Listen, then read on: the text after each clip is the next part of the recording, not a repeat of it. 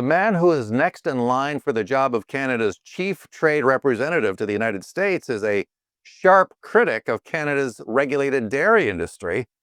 The Globe and Mail is reporting. Kirsten Hillman, Canada's lead trade negotiator and ambassador to the United States, to leave post in the new year. The Prime Minister had this to say about her departure. Any comment on Ambassador Hillman's resignation?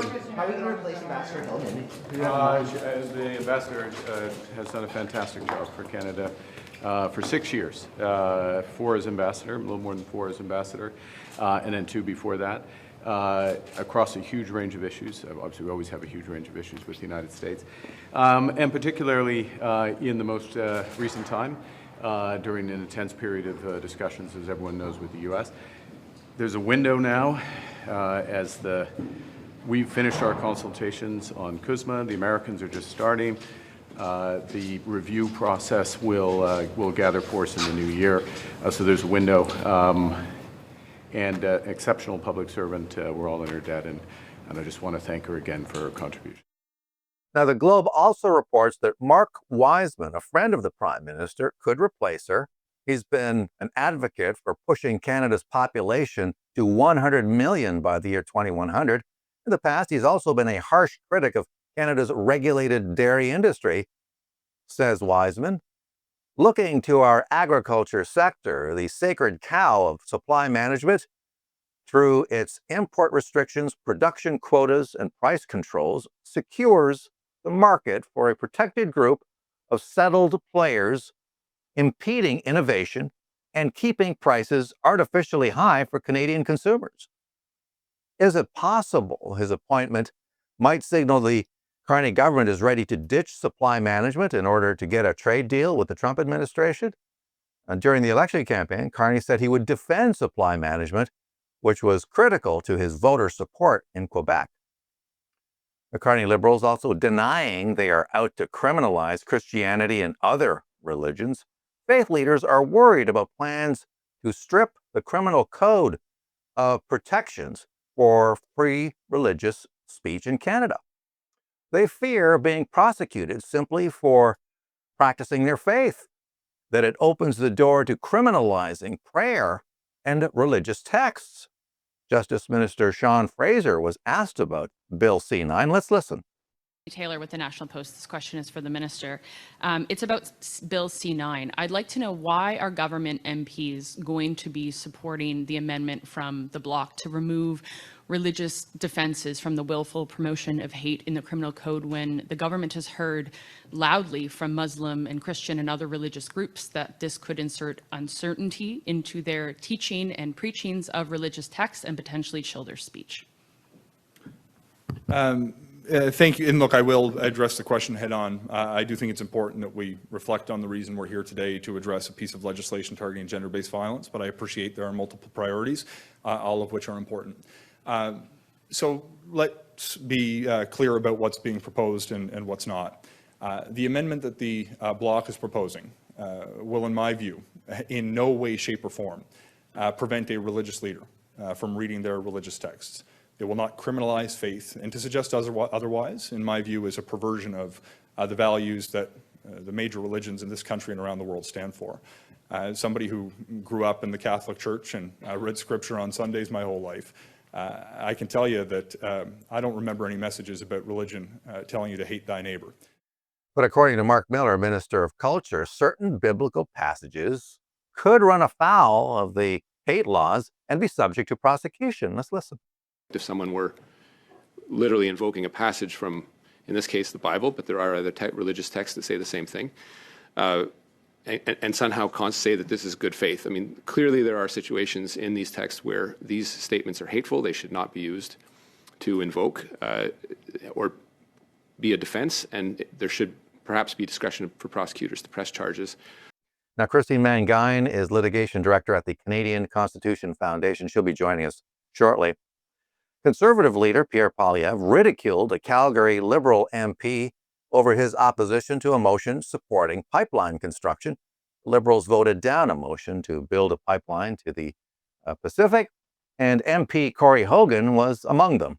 I welcome the progress made in the amendment, but I am very, very curious how it did not mention industrial carbon pricing and the increase of the industrial carbon price as part of this amendment, one of the most important parts of the MOU. Would the member be willing to consider further amending his motion to do the entire MOU rather than again cherry-picking the things that his caucus seems to be willing to support? Madam Speaker, I think we just saw the Liberal member for Calgary Confederation saying that he opposes a pipeline to the Pacific unless it includes a massive, crippling carbon tax on his own province. Madam Speaker, Conservatives want a pipeline without a tax. That Liberal member for Calgary Confederation wants a tax without a pipeline. The motion was defeated by a vote of 196 to 139, with only the Conservatives voting in favor.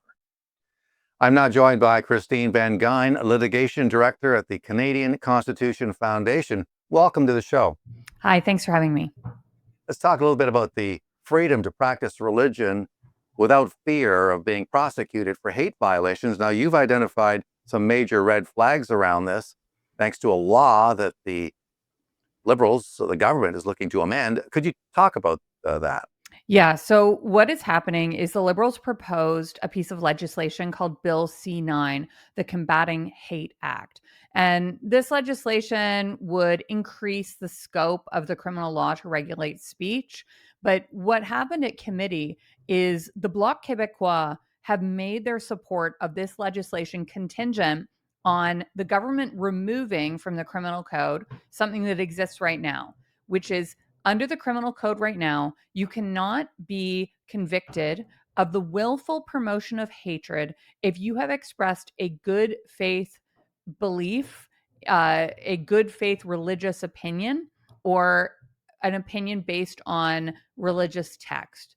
That defense exists in the criminal code right now. The Bloc wants it removed, and they've made their support of that bill contingent on removing that defense, the religious freedom defense. And last night at committee, the Liberals agreed to an amendment that would remove that defense. This puts millions of religious Canadians at risk of prosecution for expressing good faith religious belief. It will leave the interpretation of religious opinion and speech up to prosecutors and courts and judges, many of whom don't understand the nuances of religious speech. It's incredibly damaging. It's very divisive. I think it is likely unconstitutional and puts the entire scheme of hate speech law in Canada in constitutional jeopardy. According to ministers, Sean Fraser, for instance, there was no intention here to restrict religious freedom. And, if you're just suggesting that it's going to go beyond anything that's going to criminalize faith, then that's just wrong. Do you disagree with his interpretation? Of course, this wasn't even the Liberals' proposal. It was the Bloc's proposal, and they are just trying to get their legislation passed. The PMO originally did not even support this amendment based on reporting from the CBC. It almost killed the bill. But I just do not take Minister Fraser at his word that this will not have implications for religious Canadians, because it's not up to Minister Fraser. It's up to the text of the bill, which is interpreted by judges who I think, it's really a roll of the dice about what a judge will decide what this legislation means. I actually think removing the defense could undermine the hate speech laws more generally. I think that it might make the whole scheme unconstitutional, because when they were first introduced, the willful promotion of hatred charges in section 319 of the criminal code were challenged in a case called R.N. Keegstra that went to the Supreme Court. And the Supreme Court held that willful promotion of hatred as an offense is a minimally impairing restriction on the right to free expression, because there exists these defenses of truth and religious opinion. Remove those defenses, and I think the constitutional floor on these offenses collapses and makes the whole scheme liable to be struck down. Yeah, I think it's particularly cynical to hear people like Sean Fraser and Mark Miller refer to their own faith, as some kind of defense, that gives them a pass to push through this bill. Have you noticed that both Miller and Fraser refer to their own past as devout Christians and choir boys or whatever they used to do. I mean, who am I to comment on the faith of another person? Only they know what's in their own heart. But I would say that Chair Miller brought this issue up himself in committee when he said that portions of the Bible are hateful, and said this to a representative of a Christian organization. I don't think he would say this to the member of any other religion. I think that it would only happen to a Christian. And I think that his comment is incredibly misguided and misunderstands his own faith. I do not think that it's correct to say that the Bible is hateful. It is not hateful. And his statements are quite offensive to Christians. I think that it shows the danger in giving interpretation of religious texts to politicians, police, and judges, because these are individuals who generally don't understand faith very well, including, in Mr. Miller's case, his own faith. The only people who can respond correctly to the abuse of Scripture, because of course Scripture can be abused, but the only response to that is for people of faith to rebut incorrect uses of religious text, not for the government to do that. The government should stay a million miles away from analyzing ancient texts aimed at the human soul. What is this? What are we headed for here in terms of what the government has in mind down the road? I mean, I'm asking you to maybe speculate. I mean, could the government deem parts of the Bible, prone to censorship? Could books be banned? I mean, is that where they're going, do you think? Is there a possibility that we're opening the door to that?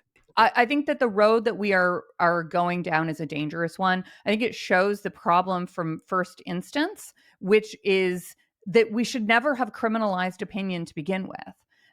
The whole notion that we should be putting people in jail for their thoughts and that somehow makes us safer is deluded. We are not safer because we don't know what other people think. Knowing what people think actually keeps us safer. So the idea that we are removing this defense of good faith religious opinion puts millions of religious Canadians in jeopardy. And it does so for no good reason, because the courts have interpreted this defense very narrowly. In the research that I did, I could never find an example of it actually being successfully invoked. And the court that did interpret it, the Court of Appeal, rejected a use of that defense in a case called R.N. Herding, where the accused had embedded a hateful message in religious language. And the court said, the defense doesn't operate that way. So it isn't even posing a huge problem, this defense. So it doesn't make sense that it needs to be suddenly eliminated. The problem with these speech laws is that they only ever expand. They only ever grow more and more. The limits on speech just continue to expand. The government never repeals any of these things. So how long until we're back in Parliament? Because this wasn't enough. C9 didn't go far enough, and the removal of the religious amendment didn't go far enough. How long until we actually are talking about portions of religious texts that are being banned by the government? That's maybe not where we are today, but I see a really dark road that we're going down. Yeah, thin edge of the wedge. Do you know what the Bloc is thinking, around this? Why they're pushing this amendment, which the Liberals apparently didn't put up too much of a struggle, in pushing back against? Yeah, so the Bloc has supported this for a long time. To give my best faith interpretation of the Bloc's approach is it's a nationalist, secular kind of movement that wants neutrality of the state, and they want to remove special protections for religion. Some might say that there's an element of Quebec society that has more than an emphasis on secularism, but it's more of a hostility to religion. I'll leave that to others to debate. But the example that the Bloc member at committee kept going back to was this speech from a radical imam in Montreal who gave a group prayer where he prayed for Allah to, I don't have the quote in front of me, but it was something like, strike down the Zionists wherever you find them and to spare none of them. And, we can say perhaps Zionist is a code word. I think it very well could be. And we can say that it's evil and wrong and immoral to pray for the death of others.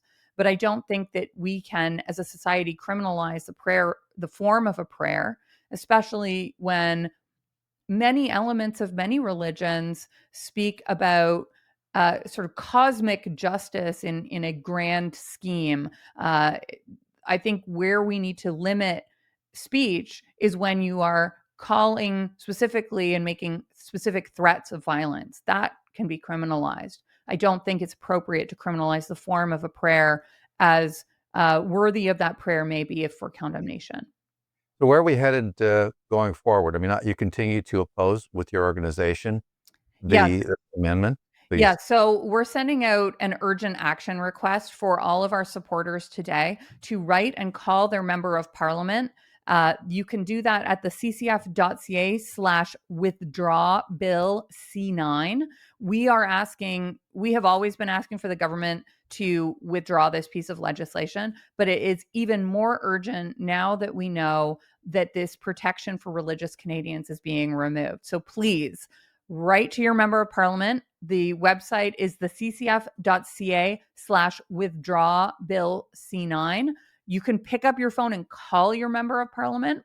Right now, it's just in a bill stage, so there's no law for us to challenge yet, but I can guarantee you that we will be involved in litigation if this passes.